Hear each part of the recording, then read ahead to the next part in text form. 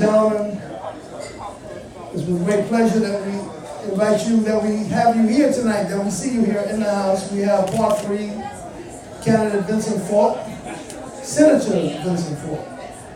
So without further ado, ladies and gentlemen, made it even 8-time Emmy Award-winning journalist, made it even. Thank you again and welcome to the 10th season of Newsmakers Live. Joining me is an extraordinary political leader, but not necessarily a politician. He doesn't like to be called a politician at all. In fact, he's the flip side of that. He's a community activist who has served in the state senate for 10 years now. Now, Senator 21 years in the state senate, under some trying circumstances dealing with southern, downstate Georgia legislators, and risen to a position of power. State Senator Vincent Fort said, why give up that clout you had in the state senate, and seniority, and tenure, and probably retirement money, I don't know, to work for a mayor's race in this crowded field? Why give up that security? Well, because the mayor of the city of Atlanta is consequential, more consequential than a state senator, but consequential.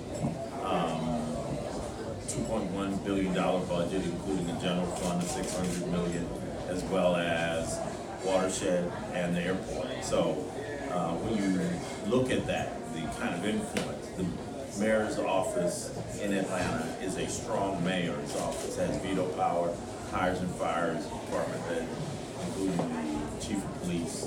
It is just structurally very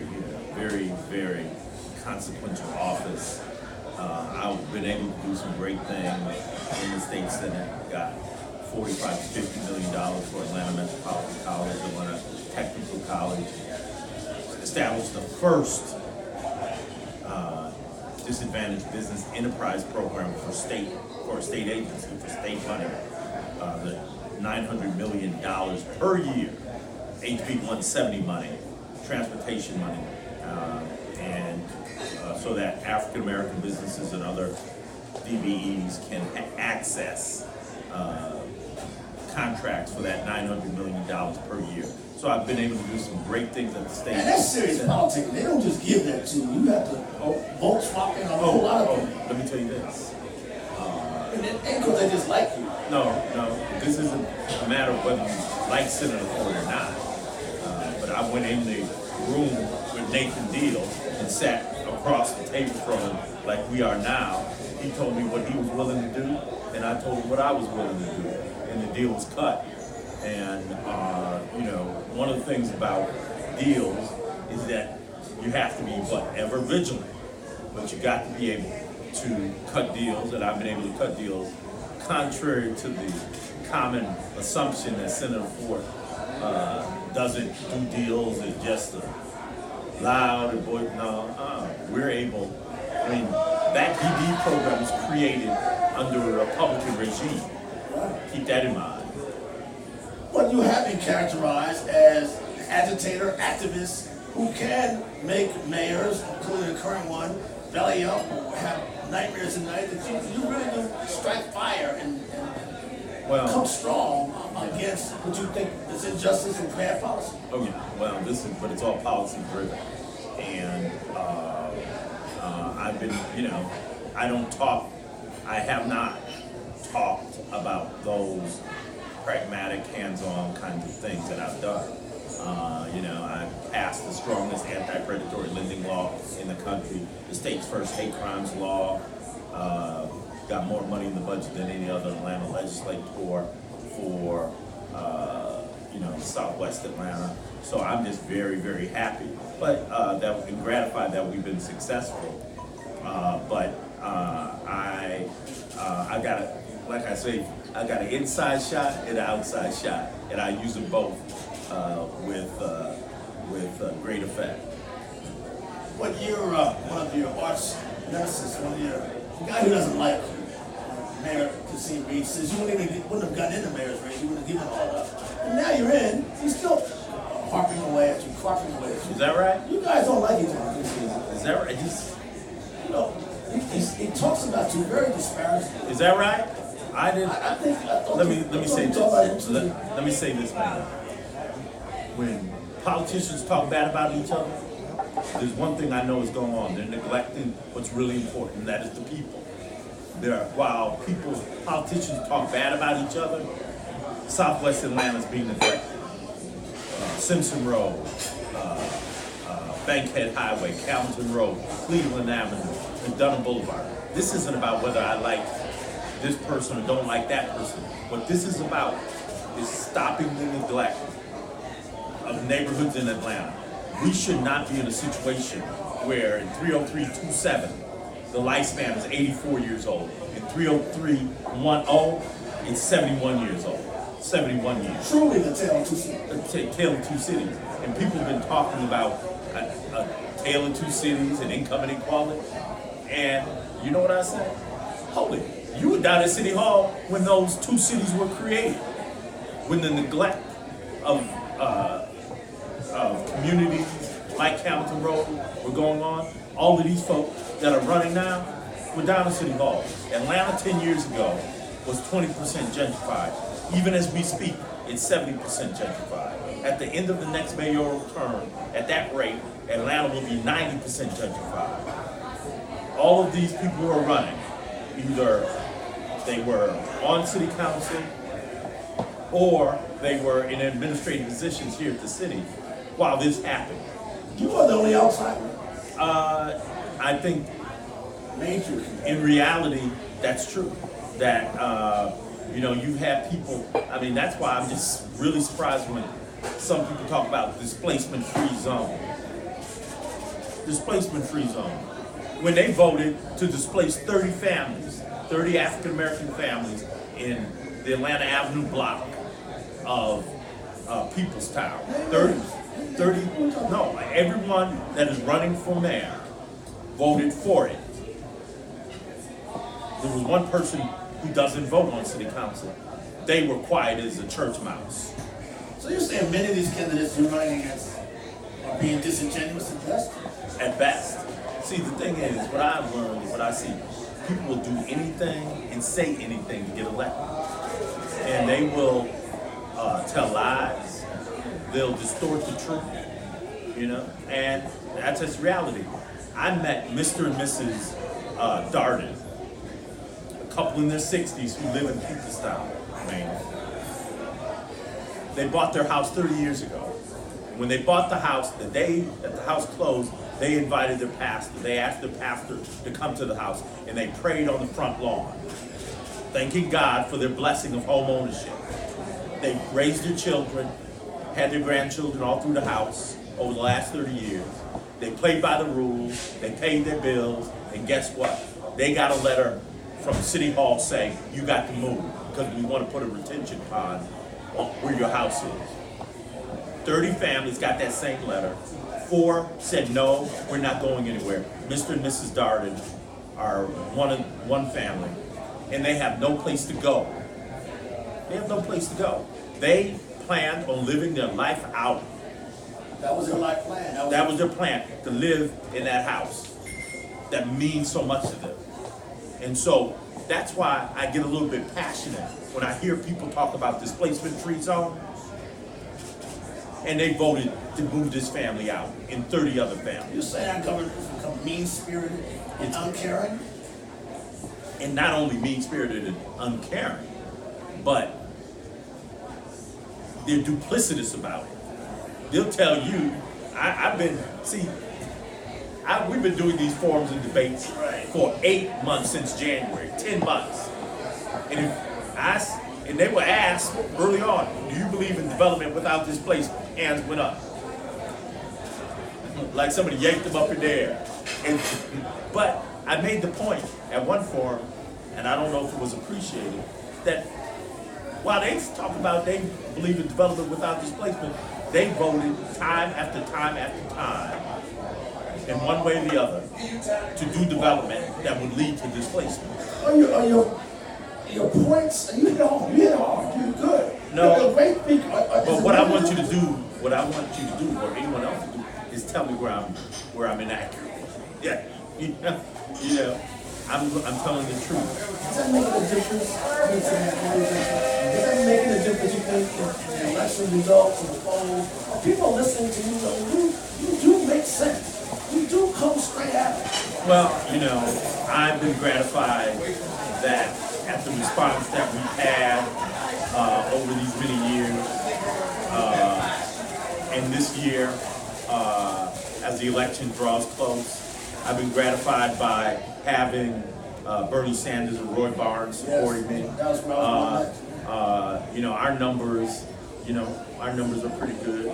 We think we're in a position to have an impact on November 7th. We play to win. What is the key to your run? What's the voting coalition? Will it be in the black community? Will it be the south side of town, which are before? Will it be young millennials who are also behind you? You have an interesting dynamic of support, do you know? Yeah, the path to winning, and I hate horse race questions. I like to talk about policy, how policy impacts the quality of life of real people. But I'm going to answer this question. We're going to have to make a code. Any black candidate, the reality is any black candidate has to get some white votes, and a white candidate has to get some black votes.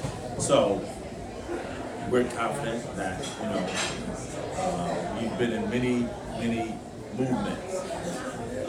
Going back, I don't know if you remember the Live Oak landfill fight, the greatest environmental justice victory in the history of the city. This was long before I got elected. So we're going to put together our coalition of African American voters and white voters. You were at, and I just want to say, I read your article and saw your coverage, your video on the Bernie Sanders visit. Exquisite. Exquisite. Thank you.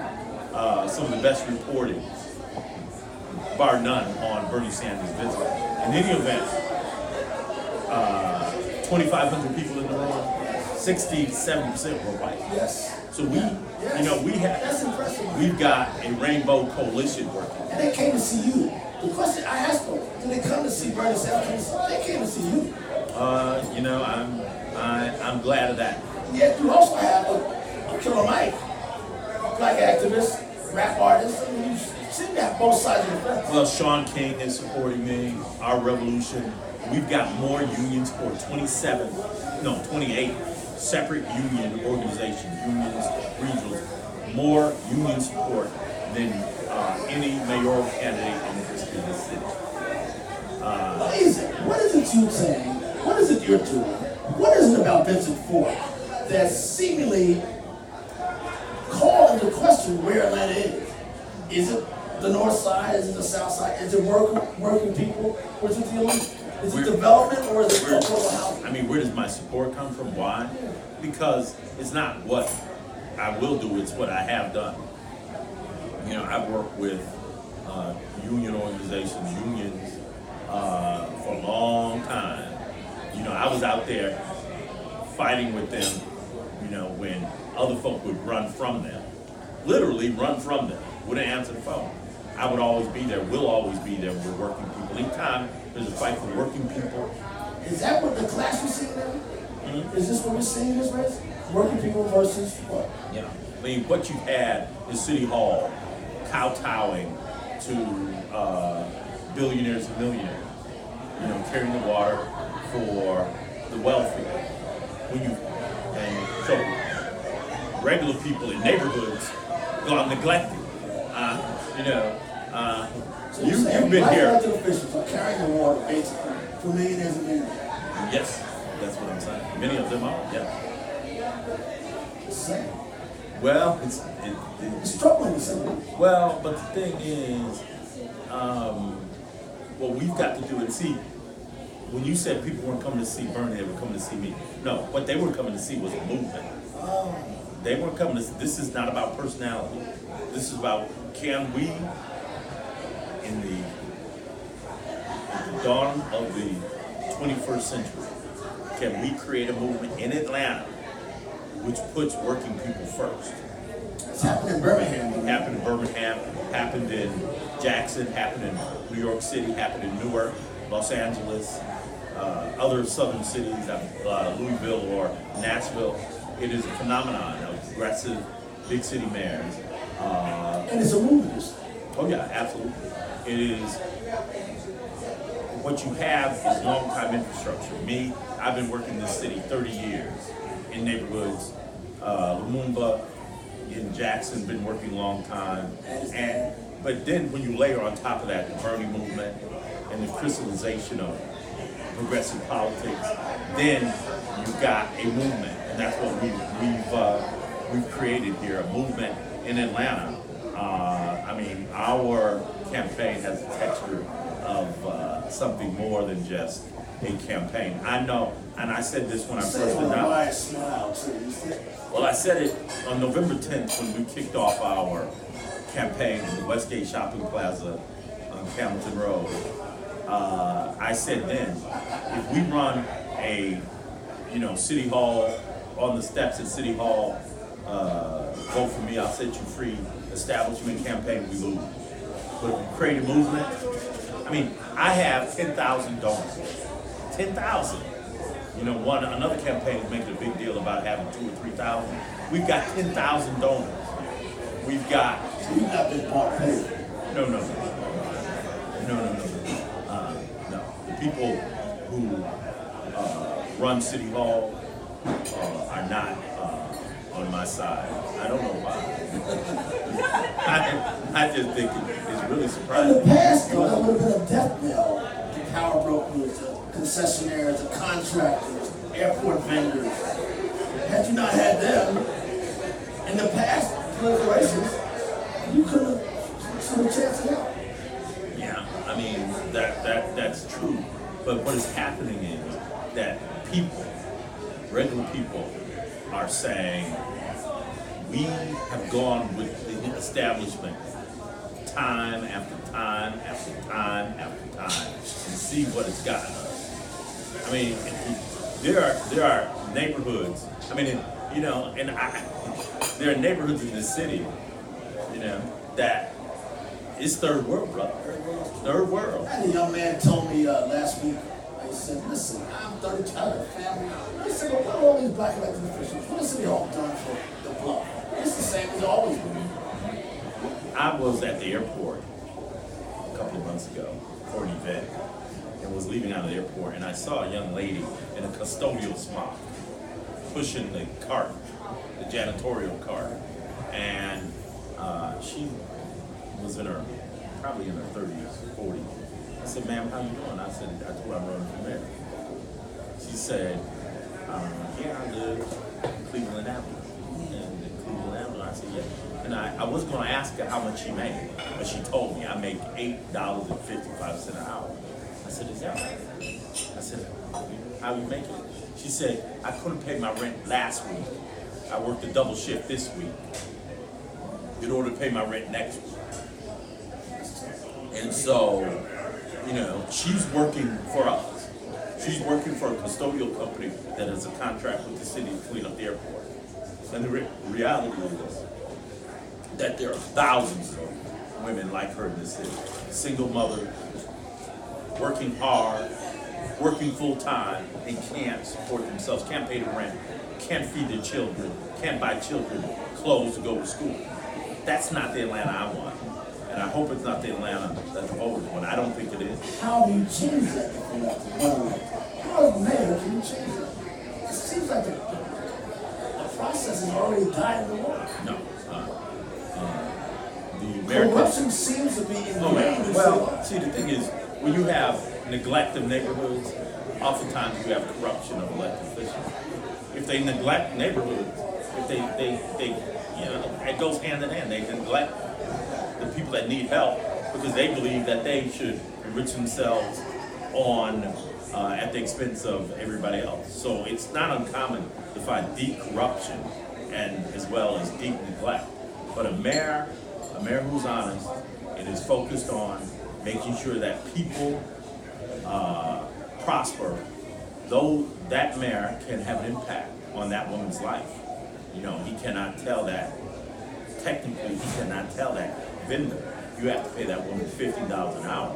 But there are ways you can get the message to the vendor that they would be less likely to get a contract if they did not if they don't pay that woman a living wage. Senator, you can actually hold out hope to that woman. Can you get that woman out of the polls? I think so. I think when she hears my message, the thing is, people lament about the lack of engagement in the civic process voting, and there's no one in this city who cares more about people voting than I do. But at the same time, I understand one thing: you got to give people something to vote for. And what you have in this city is when people feel as if City Hall is rigged for the rich and the poor have no chance, when they think that billionaires and millionaires get corporate welfare from stadiums, then they say to themselves, why should I go vote? Well, we're giving them a reason to vote. We're going to change City Hall. We're going to change the city, and it ain't for a little while. It's going to be permanent. Elected, you will have a new city council president, virtually a new city council. Is that what's going to help you lead as well? This new cadre? To be honest with you, I think that the city council has been more progressive than the administration. So I think, assembling the 8 votes on city council is going to be possible to get things done. I mean, what you have is, and particularly, one of the good things about having all these people on city council running for mayor is they'll be out of the way. Because they've got a lot of experience. They have over 50 years of experience, but it's all the wrong experience. It's all the experience working for, but it concerns big developers. Concerns about people that they have so many qualified black candidates running for mayor. That those numbers help you or hurt you? I came from an event on my way over here. I came from an event, and I said to those folks, I know people are confused with so many candidates running, but the reality is this: don't vote for anybody who votes to displace people. It becomes very simple. Don't vote for anyone that displaces people. Don't vote for anybody who takes money from corrupt airport vendors. It ain't hard. At the end of the day, they've been down there all this time, and this is what we've gotten from them. At the end of the day, I don't think it's a tough decision, but we've got to get. See, most people don't know that every one of them, voted to displace people in Puget Sound. Most people don't know that when Morris Brown was being squeezed by the administration and being squeezed by Invest Atlanta, that none of them said one mumbling word. Not one politician in this town. I saw politicians running the other way. What I did is I joined with the community, went over and fought and created a movement called Hands Off Morris Brown. Can activism really turn into electoral manifesto? Yes. That's the movement you're talking about. Because that would be that's rarely been the case in my history, my past. You said recently that's been the case. Ross Baraka in Newark is an activist that became mayor. And came out of an activist family. His daddy was an activist. So it is not. Marion Barry was a SNCC organizer. So it's not uncommon for African American elected officials to come out of movements. You really feel like this is your time? I think that our movement is made for a time like this. I really do. Because yesterday in a forum, we talked about the hypocrisy of any of your opponents. And I think that rang a bell with some people. Can we talk about that just a little bit? Yeah, what you have is people that say, you should live by a certain standard, and I'm going to live by another standard. I'm not going to pay my water bill, but you have to pay yours. You don't pay your water bill, Ms. Johnson on Ashby Street don't pay her water bill, it gets cut off. She had to go. She had to go to the Walmart and get her some water, bottled water. You don't pay yours for 7 years. You keep your water on. That kind of double standard sticks in the craw of people. For a buckhead, high-rise luxury condo, not to pay their bill, owe $1 million for 10 years, and then at the end of the day, after City Council at first watershed said, no, our bad, you don't have to pay anything. Then they said, well, you just pay $138,000 out of the $1 million. People see that. They're paying the highest water bills in the country. Gotta pay, Doc. Gotta pay that water bill. And other folk don't pay theirs. Crazy. It's infuriating. And so people understand just what's going on. And I think people are fired up at this point to say, no, we got to do things a different way, a better way in Atlanta. His name is Senator Vincent Fort. He's an activist and may well be the surprising new mayor of the city of Atlanta. Now, Mayor, will you promise me one thing? Will you quote me in your stories? Will you? And he's always talking to me about my writing. Will you? No, you are one of the best writers in town. I read every political writer in the city, and you write with a flair that is not often seen. So we appreciate, what you contributed to this city. Telling the truth. You put stuff out that other folk are afraid to write. You know that. So I appreciate you so much, man. Thank you for inviting me. Thank you for being here with us. I also want to thank my partner, probably the best political commentator in town. This is his stage, this is his voice. And he cuts to the truth. My friend and partner, Jim Welker. All right, let's thank all of the candidates and all of the people who spoke tonight. Let's have a big round of applause tonight. Brother Fort does come from a rich legacy of activists that have become political leaders, senators, congressmen in Chicago, New York.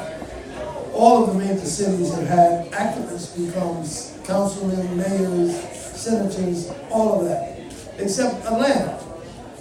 Atlanta, to be the so-called black capital of the world, has the most docile leaders on the planet. They will not take positions that offend anybody. That's because life is good. Ladies and gentlemen, this has been Newsmakers. That's right. Give you real trouble. Oh, they always have me. You know what? I learned a long time ago.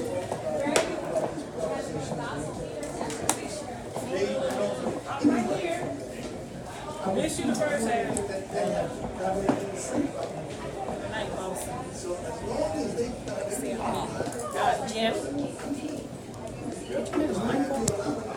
Jim.